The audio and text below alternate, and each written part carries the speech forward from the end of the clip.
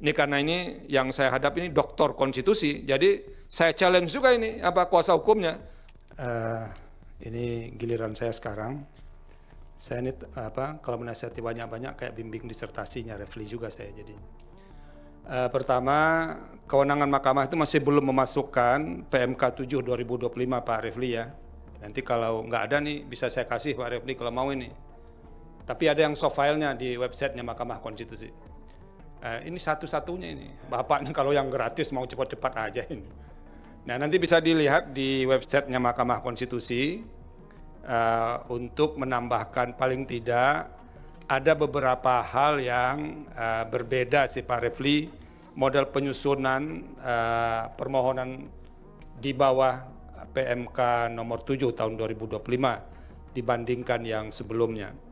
Nah itu pertama di kewenangan, di kedudukan hukum, ini yang perlu ada perombakan yang agak serius, karena belum dijelaskan siapa pemohon ini, ketiga-tiganya. Jadi harusnya dijelaskan Pak Roy Suryo itu siapa, Ibu Tifa siapa, dan segala macam.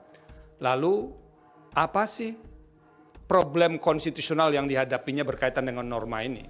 Dan itu belum jelas. Jadi, dan itu harus disertakan bukti. Jadi kalau diceritakan orang ini begini, begini, dan segala macamnya, tidak ada buktinya, nah kan tidak kuat. Kan kami tidak bisa membenarkan sesuatu yang tidak dibuktikan. Oleh karena itu, jelaskan. Kalau tadi dikatakan orang ini disangkakan dengan menggunakan pasal ini, itu penetapan sebagai tersangkanya dijadikan sebagai bukti untuk masing-masing pemohon ini. Nah baru setelah itu Pak Refli jelaskan apa hubungan kausal antara peristiwa yang terjadi untuk menjelaskan kasus konkretnya itu dengan berlakunya norma itu yang dimohonkan pengujian itu.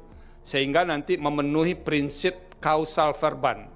Jadi ada hubungan sebab akibat antara berlakunya norma yang dimohonkan pengujian dengan kerugian atau setidak-tidaknya anggapan kerugian hak konstitusional yang dialami oleh pemohon.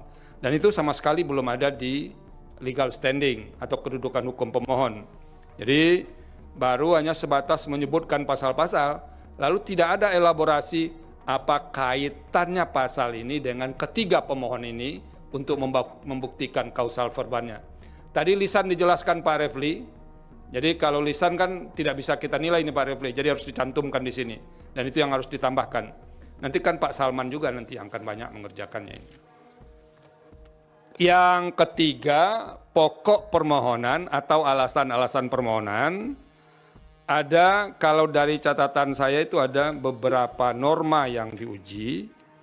Nah, yang harus ditambahkan, kalau mau ditambahkan, ini cuma penasehatan, boleh diikuti, boleh tidak. Pertama dulu menjelaskan mengapa masih menggunakan KUHP lama itu.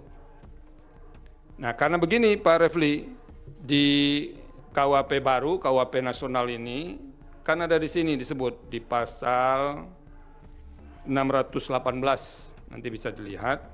Pada saat undang-undang ini mulai berlaku, tindak pidana yang sedang dalam proses peradilan menggunakan ketentuan undang-undang ini, kecuali undang-undang yang mengatur tindak pidana tersebut lebih menguntungkan bagi tersangka atau terdakwa.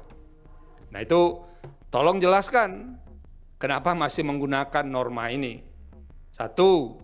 Yang kedua, pasal 310 itu kan sudah pernah dinilai konstitusionalitasnya oleh Mahkamah Konstitusi.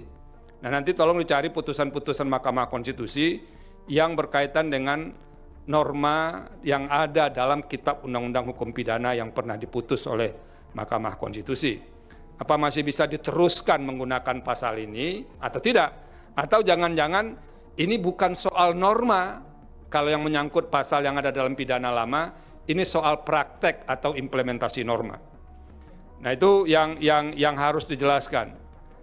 Nah yang ketiga, yang belum bisa ditemukan secara clear, uraian yang lebih jelas, mengapa norma-norma yang diuji atau yang diuji konstitusionalitasnya ini bertentangan dengan pasal 28D ayat 1, pasal 28E ayat 3, dan pasal 28F.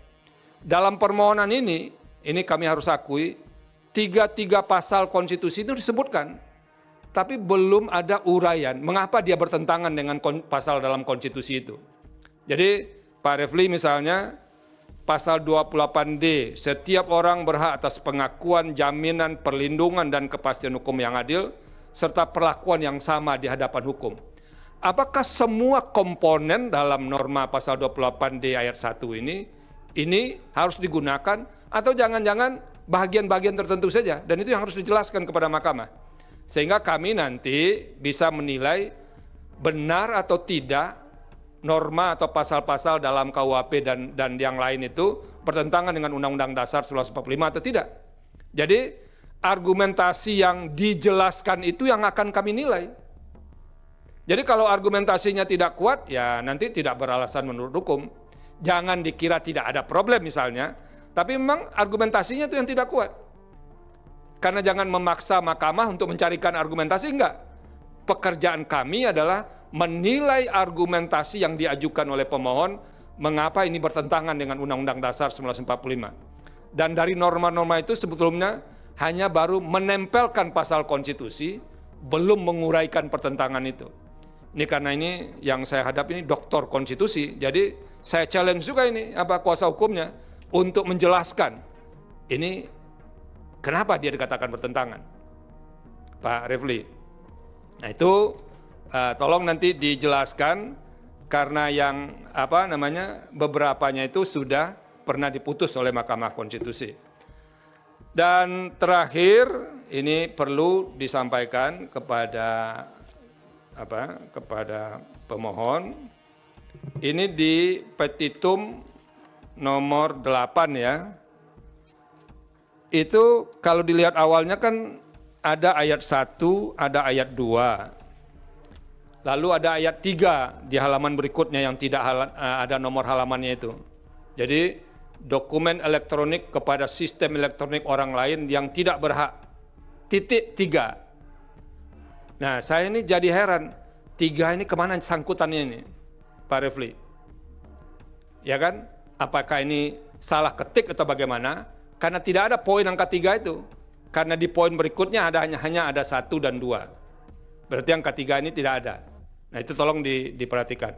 Yang kedua masih berkaitan dengan petitum ini, saya menyarankan supaya karena ada 2 norma di sini dipisah saja Pak Refli.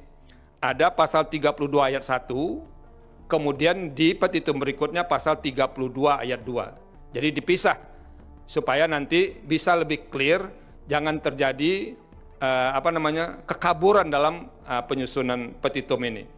Nah itu beberapa hal yang bisa kami nasihatkan kepada kuasa hukum dan prinsipal berkaitan dengan permohonan ini. Tapi intinya pertama soal legal standing itu penting. Kami mahkamah tidak akan masuk kepada pokok permohonan kalau pemohon tidak mampu menjelaskan memiliki kedudukan hukum. Nah itu substansi baru kita bahas setelah lolos dari posisi legal standing. Nah, itu yang harus Nah, poin terakhir saya Pak Refli dan para kuasa hukum dan prinsipal, harus ada ketersambungan. Jadi kayak benang merahnya antara apa yang diuraikan di posita dengan petitum. Jadi kalau di posita di petitum dikatakan ini bertentangan dengan Undang-Undang Dasar kalau tidak dimaknai begini, dan di positanya itu harus ada elaborasi mengapa pemaknaan yang diminta oleh pemohon itu yang konstitusional. Karena ini penting. Putusan mahkamah tidak akan mengabdi kepada kasus konkret. Karena norma ini bersifat erga omnes. Kalau mengabdi kepada kasus konkret, nanti kasus konkret pemohon A terjawab, tapi untuk kebutuhan hukum lain nanti tidak bisa digunakan. Dan itu akan menimbulkan ketidakpastian hukum. Oleh karena itu, harus clear ini dijelaskan. Kalaupun kasus konkretnya dapat untung dari pemaknaan itu tidak akan menghambat kasus-kasus lain yang termasuk kepada prinsip erga omnes dalam sebuah norma hukum, terutama undang-undang. Nah, itu harus kelihatan, Pak Refli. Jangan kasus ini bisa dijawab, tapi kasus lain tadi tidak bisa diselesaikan setelah ada pemaknaan itu. Dan oleh karena itu, di posita itu harus jelas Ini dianggap bertentangan dengan Undang-Undang Dasar 45, tadi disebutkan tidak akan menghapus norma itu, lalu begini pemaknaannya, harus ada penjelasan mengapa pemaknaan begitu yang konstitusional. Nah itu yang perlu disampaikan, biar para kuasa hukum yang sangat terkenal dalam ruangan ini bisa bekerja lebih keras juga. Pak Refli ya, sudah lama nggak ketemu soalnya dengan beliau yang satu ini. 2 tahun ya, nggak apa-apa. Ini untung ada Pak Roy Suryo dan kawan-kawan, bisa ketemu Pak Refli lagi saya ini. Download Tribun X sekarang, menghadirkan lokal menjadi Indonesia.